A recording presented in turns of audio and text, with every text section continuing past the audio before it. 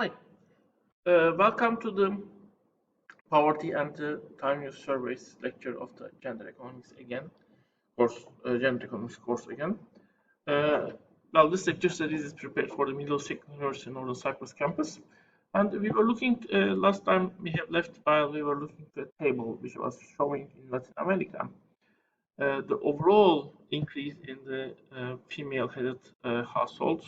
And well, the percentage of female-headed households among the poor and extremely poor families. Female-headed households are generally increasing, as you see on the table. Although in some cases, like in El Salvador, that increase is relatively small. Usually, it is 4-5%, maybe. The increase in the female-headed households, sometimes as little as 1%. Among the extremely poor, in Argentina, you see a huge increase. Also, among the poor, you see a huge increase. Of course, overall number of extremely poor and poor might be not that high, which might be the reason why the percentage of within the non-poor is almost same as the overall percentage of the households with headed by the woman. So actually, the total number of extremely poor and poor in maybe Argentina is not that high. I don't know. We should look to data.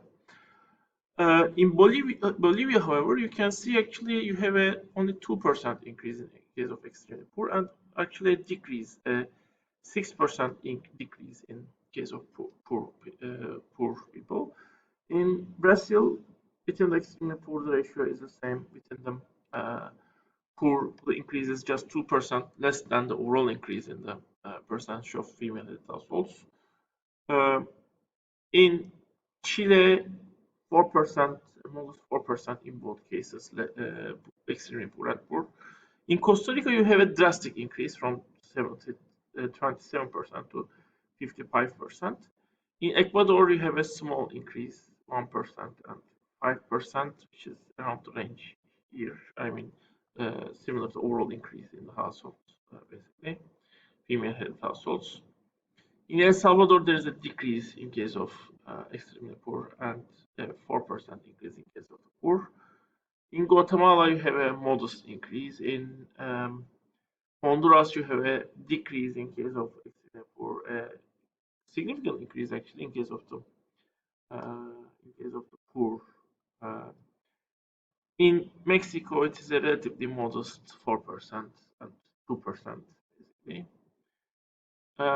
In Nicaragua, you have a decrease here and a modest increase here, although it's higher than the percentage of female households.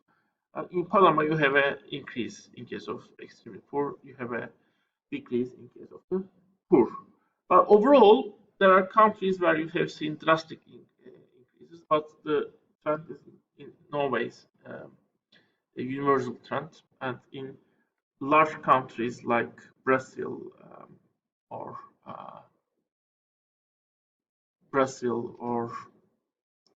let me see, Ecuador or Bolivia, you see the trend might be, I mean, reversed for either very poor case and poor case, basically. So the data is not necessarily supporting actually the fact that, well, you have a drastic increase in female-headed households within the poor people in the world. You have an increase, but that increase is very much at the same rate, mostly at the same rate of the overall increase in the female-headed households. You have more female-headed households, basically. And that might be because also the laws are protecting to some extent the divorced woman and also the female-headed households to some extent in many countries. That one reason might be that basically. And the fact that the household is headed by the woman doesn't mean that the woman is completely without any safety net. She might still have relatives that might be also helping her her to survive. So there could be some outside safety net mechanisms that keep those women afloat. Uh, so this is interesting. And do we have to abandon now the feminization of the poverty concept, since this female household case is actually not working as well as at least we want? It's kind of working, but as I said, not as well as we might think it will work.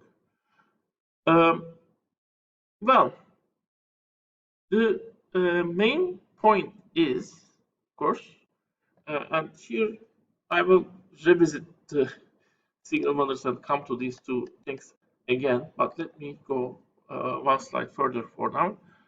Uh, Actually, there are two other things we should be careful of when we are talking on the poverty, minimization of the poverty case.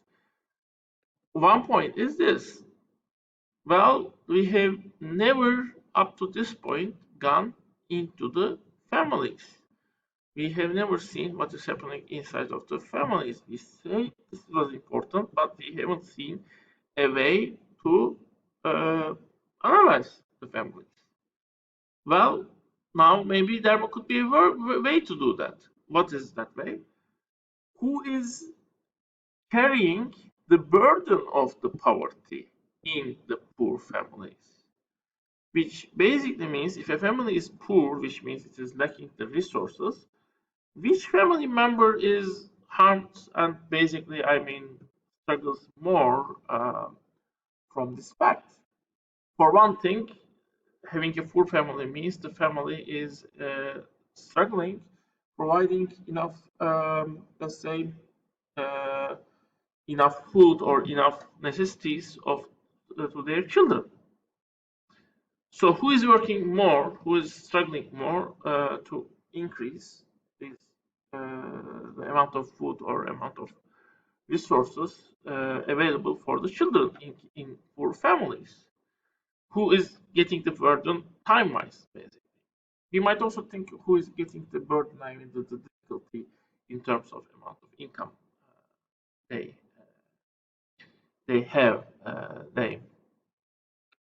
or the living standards they have. Whose living standard is hurt more, the woman or the man in the family? And then it's just as a third thing, we might also think about this actually.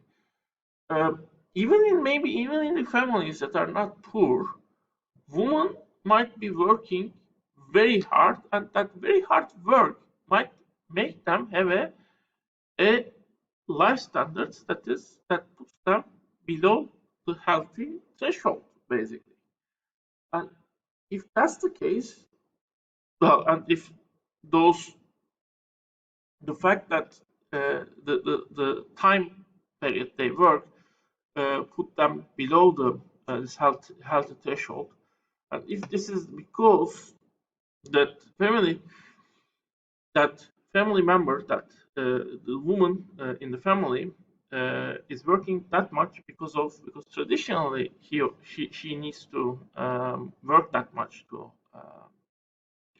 uh, for his or her family, especially if the resources that are brought by her husband are too low. Maybe she needs to make or repair the clothes in the family.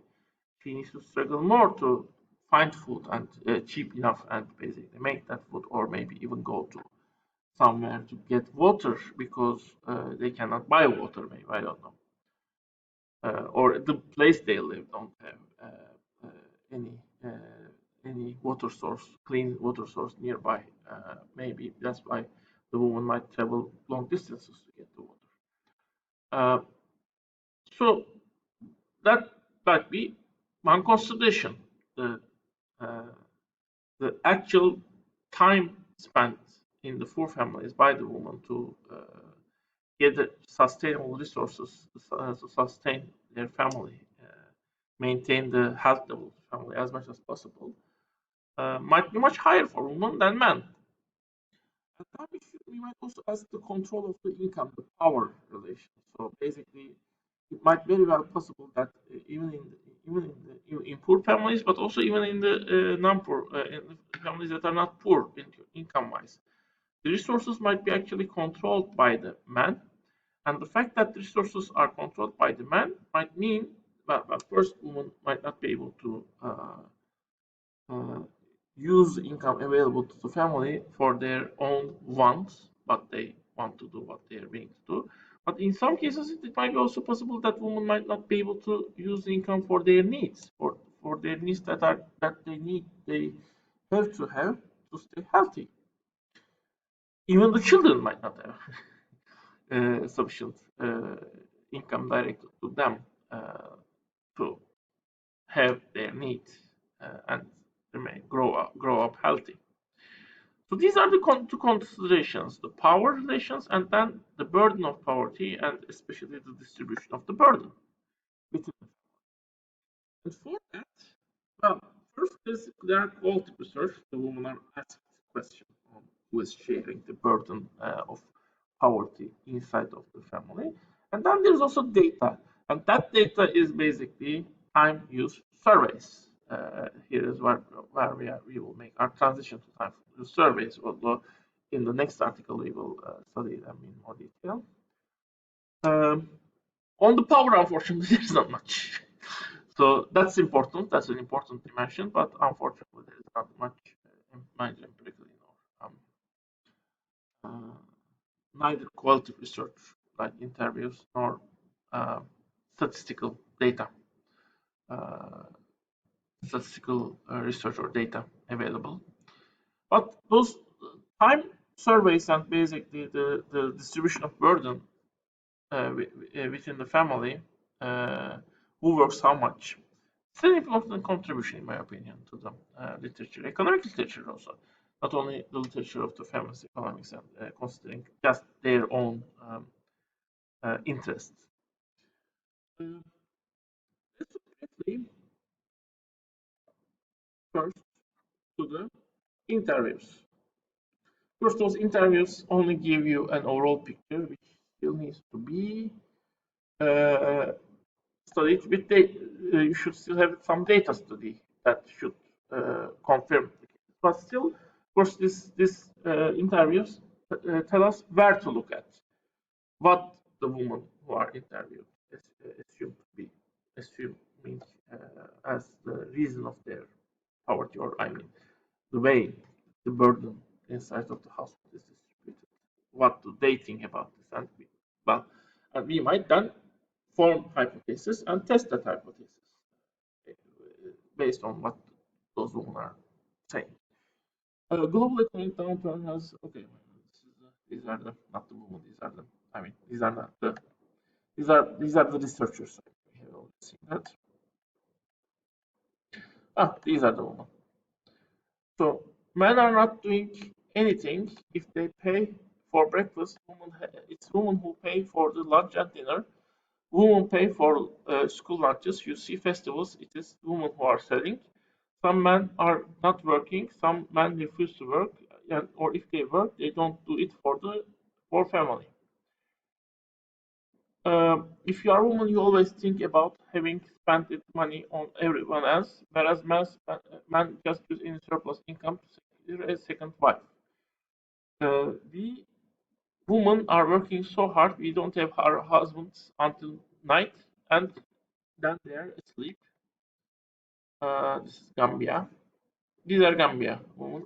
There's Filipino women. Men don't take problems as seriously as men. Men don't worry much, even when there is nothing to eat or no food being to be cooked. They only depend on women. The trouble is, women struggle more than men. Men can't fight alone against poverty because they can't find they can't they have to find a woman who will accompany them. So this is actually we have seen in another article also. You can read the rest of it. The main idea is, even though traditionally the idea is man had the responsibility to bring income to the family, in the end, however low that income is, it is woman's responsibility to feed the family and run the household, basically. So we will test this idea also looking to the data in the next part because we are coming close to 15 minutes mark.